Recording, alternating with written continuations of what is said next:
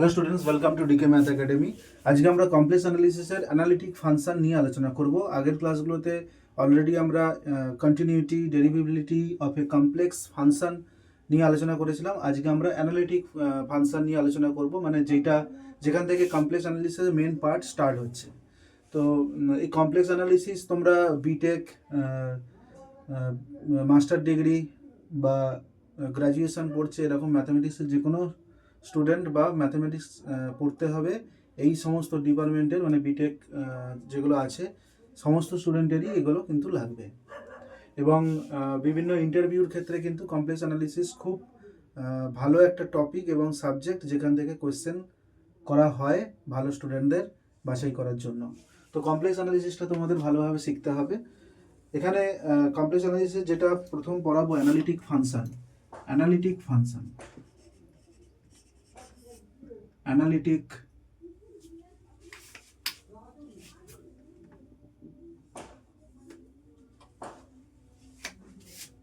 Analytic function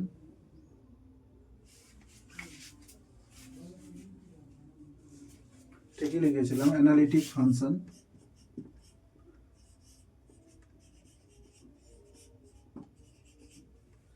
analytic function বলতে আমরা কি বুঝি? কথা হচ্ছে, একটা বুঝবো analytic function at a point. At a point বলতে আমরা কি বুঝি? আর একটা অন এ রিজিয়ন বা ডোমেন, মানে ফাংশনটা অবশ্যই যেখানে ডিফাইন থাকতে হবে। এই দুটো জিনিস আমরা বুঝবো। একটা পয়েন্টে একটা ফাংশন অ্যানালিটিক, ধরো এফজেড একটা ফাংশন, এটাকে একটা পয়েন্টে is said to be analytic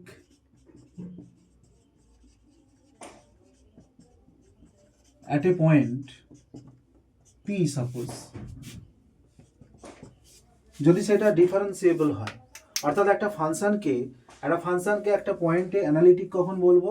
সেই পয়েন্টের একটা ছোট্ট নেবারহুড, মিনিমাম একটা নেবারহুড থাকবে, অর্থাৎ তার চারপাশে একটা সার্কুলার রিজিয়ন হোক বা স্কোয়ার রিজিয়ন হোক। নেবারহুড মানে আমরা কি বলেছি? সার্কুলার হতে পারে, স্কোয়ার হতে পারে, রেক্ট্যাঙ্গুলার হতে পারে, কিন্তু আমরা এখানে সাধারণত সার্কুলার রিজিয়নগুলোই কনসিডার করছি। যার জন্য সার্কুলার রিজিয়ন আমি আমাদের আগের ভিডিওতে বলেছিলাম খুব ক্লিয়ারলি, যে একটা সার্কুলার রিজিয়নকে বিভিন্নভাবে চিনব কীভাবে। তো FZ is said to be analytic at a point P যদি ফাংশনটা ডিফারেন্সিয়েবল হয়। If the function FZ is differentiable on a neighborhood of P, অর্থাৎ এই যদি P একটা পয়েন্ট হয়, তার একটা রিজিয়ন থাকবে, তার একটা নেবারহুড থাকবে, যেই নেবারহুডের সমস্ত পয়েন্টে differentiable on a neighbourhood of P মানে কি না, differentiable at any point of the neighbourhood. অর্থাৎ ভালো করে বোঝো, একটা ফাংশন এফজেড পি পয়েন্টে অ্যানালিটিক মানে কি? পি পয়েন্টে অ্যানালিটিক মানে তাকে ঘিরে একটা সার্কুলার রিজিয়ন থাকবে, তাকে ঘিরে একটা সার্কুলার নেবারহুড থাকবে, যার প্রতিটা পয়েন্টেই সে ডিফারেন্সিয়েবল হবে। অর্থাৎ এইটা না লিখে আমরা যদি লিখি যে if the function is differentiable at every point on a neighborhood of the point P, অর্থাৎ P পয়েন্টের একটা নেবারহুড আমরা এরকম যদি খুঁজে পাই, যেখানে দেখা যাবে যে সেই নেবারহুডের প্রতিটা পয়েন্ট, সেই নেবারহুডের প্রত্যেকটা পয়েন্টেই ফাংশনটা ডিফারেন্সিয়েবল হবে। অর্থাৎ P পয়েন্টে অ্যানালিটিক কখন বলবো না, P পয়েন্টকে ঘিরে একটা সার্কুলার নেবারহুড পাবো, একটা সার্কুলার রিজিয়ন পাবো, অর্থাৎ এক কথায় পি এর একটা নেবারহুড পাবো, যেই নেবারহুডের প্রতিটা পয়েন্টেই ফাংশনটা ডিফারেন্সিয়েবল হবে, প্রতিটা নেবারহুডেই ফাংশনটা ডিফারেন্সিয়েবল হবে। ধরো এত বড় আমি রিজিয়ন নিলাম, এত বড় নেবারহুড নিলাম, তার কোনো একটা পয়েন্টে ডিফারেন্সিয়েবল হচ্ছে না, তাহলে নেবারহুডটাকে আরও ছোট করে দেবো, করে দেখবো সমস্ত পয়েন্টে ডিফারেন্সিয়েবল হচ্ছে কিনা। এরকম কোনো একটা নেবারহুড, ছোট্ট একটা ক্ষুদ্র জায়গা জুড়েও যদি আমি একটা নেবারহুড পাই পি এর, এবং সেই নেবারহুডের সমস্ত পয়েন্টে যদি ফাংশনটা ডিফারেন্সিয়েবল হয়, তাহলে আমরা বলবো যে ফাংশনটা ওই পয়েন্টে, যার নেবারহুড নিয়ে আলোচনা করছি, সেই পয়েন্টে অ্যানালিটিক। একটা রিজিয়ন বা ডোমেন, সেখানে অ্যানালিটিক মানে কি? fz is said to be analytic on a neighborhood, on a region D if it is analytic at every point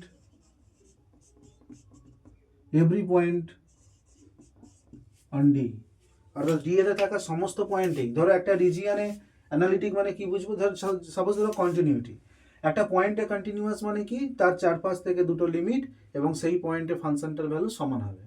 কিন্তু একটা রিজিয়নে কন্টিনিউয়াস মানে কি না, সেই রিজিয়নের প্রতিটা পয়েন্টে সে কন্টিনিউয়াস। এখানে অ্যানালিটিক অন এ ডোমেন বা রিজিয়ন মানে কি না, ফাংশনটা সেই ডোমেনের সমস্ত পয়েন্টে অ্যানালিটিক হবে।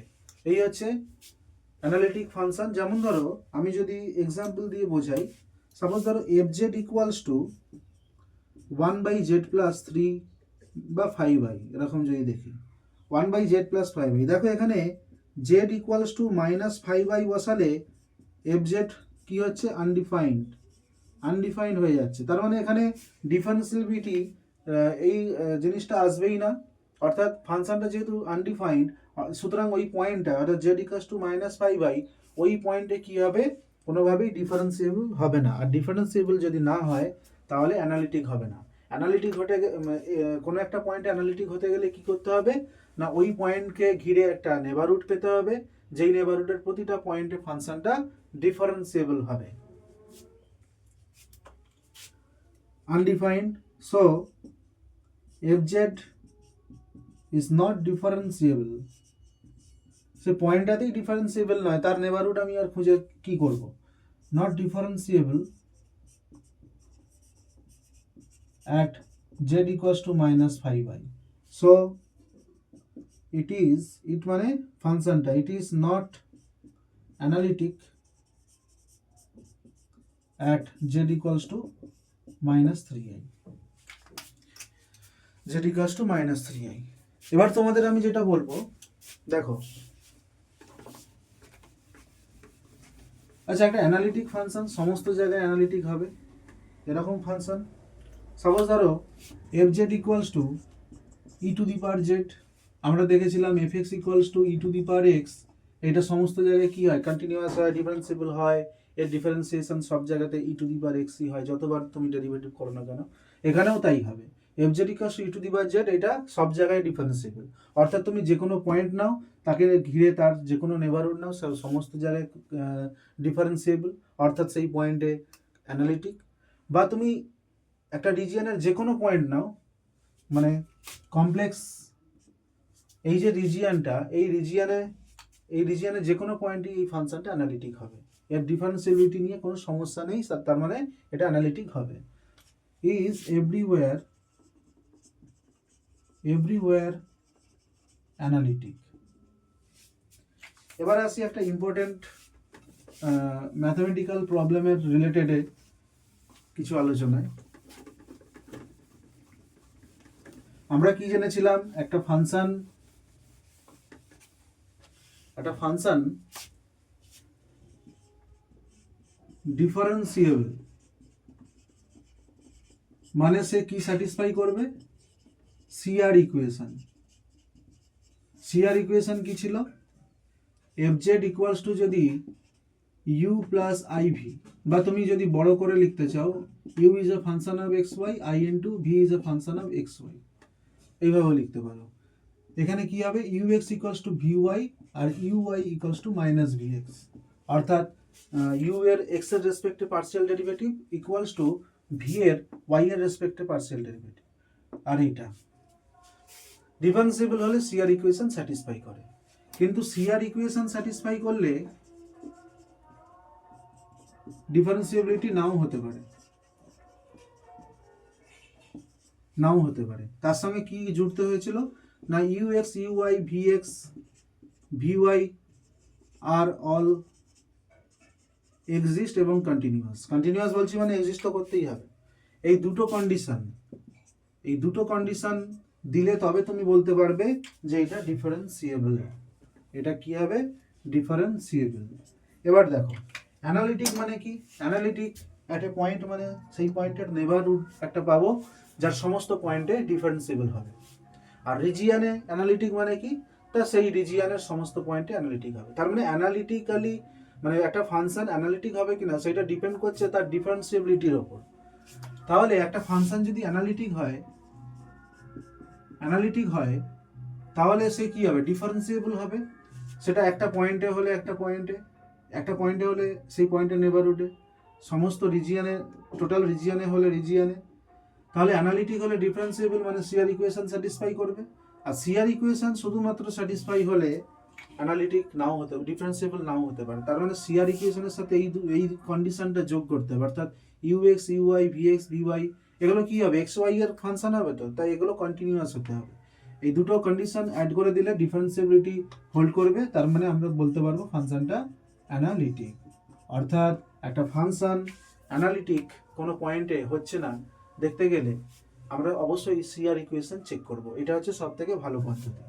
সাপোজ ধরো একটা এক্সাম্পল যদি বলি, সাপোজ ধরো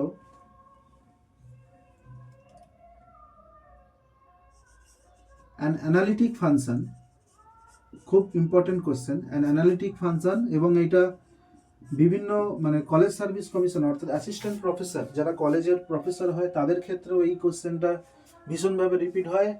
নেট গেট এই ধরনের পরীক্ষাতেও ভীষণভাবে রিপিট হয়। An analytic function with constant real part is constant. অর্থাৎ মানে কি?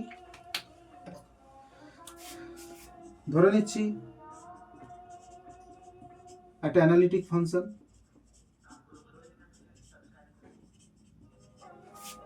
উইথ রিয়েল পার্ট হচ্ছে constant, with constant real part মানে কি? কনস্ট্যান্ট রিয়েল পার্ট মানে কনস্ট্যান্ট পার্ট বলতে কি ইউ, ইমাজিনারি পার্ট বলতে ভি। তাহলে কনস্ট্যান্ট রিয়েল পার্ট মানে ইউ হচ্ছে কনস্ট্যান্ট হবে। এটা কি? কনস্ট্যান্ট। আমাকে দেখাতে বলেছে এফটা constant. We have to show F is constant. দেখো ভালো করে বোঝো, ইউটা কনস্ট্যান্ট দিয়ে রেখেছে, আমাকে টোটাল এফটাকে কনস্ট্যান্ট বানাতে হবে। তার মানে ইউর সাথে যদি আমি ভিটাকে কনস্ট্যান্ট দেখাতে পারি তাহলে দুটো পার্টি যদি কনস্ট্যান্ট হয়ে যায়, যেমন ধরো এফ ইকালস টু 1+3i, এটা তো কনস্ট্যান্ট ফাংশন, কারণ এর রিয়েল পার্ট হচ্ছে 1, ইমাজিনারি পার্ট হচ্ছে 3, অর্থাৎ v ইকালস টু 3। এখন এফটাকে কনস্ট্যান্ট বানাতে হবে মানে কি? যেখানে ইউ কনস্ট্যান্ট, তাহলে আমি যদি দেখাতে পারি ভিটা কনস্ট্যান্ট, তাহলে টোটাল ফাংশনটাই কনস্ট্যান্ট দেখাতে পারবো। That is we have to show that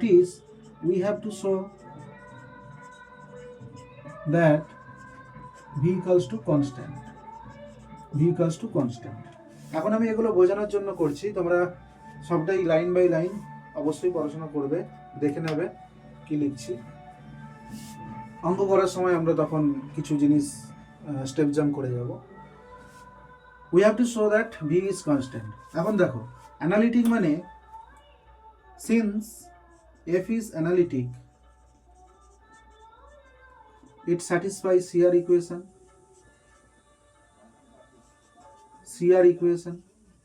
তাই তো? CR equation satisfy করবে, that is ux equals to vy and uy equals to minus vx.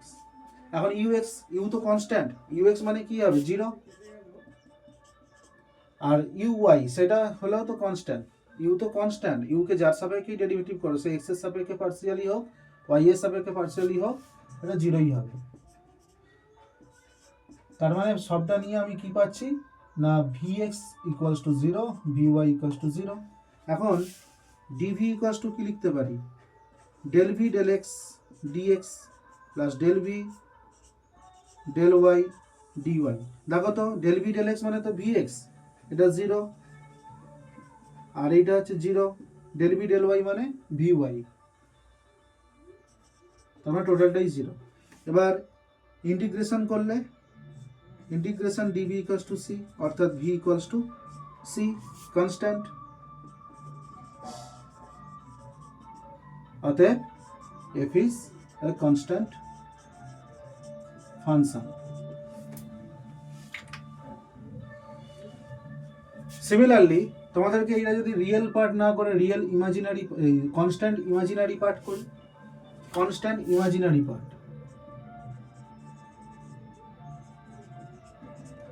Constant imaginary part যদি বলি তাহলে সেক্ষেত্রেও সেম হবে। সেক্ষেত্রে তখন ইউ এর জায়গায় ভি হয়ে যাবে, ইউ এক্স সমান 0, ইউ ওয়াই সমান 0, DU equals to del U del X DX plus del U del Y DY, সুতরাং সেটা সমান 0, অর্থাৎ ইউ সমান কনস্ট্যান্ট, এটা পাবো। তো আজকে এই অবধি থাকলো, নেক্সট ভিডিওতে আমরা অ্যানালিটিক ফাংশন নিয়েই আলোচনা করব। তো টাটা।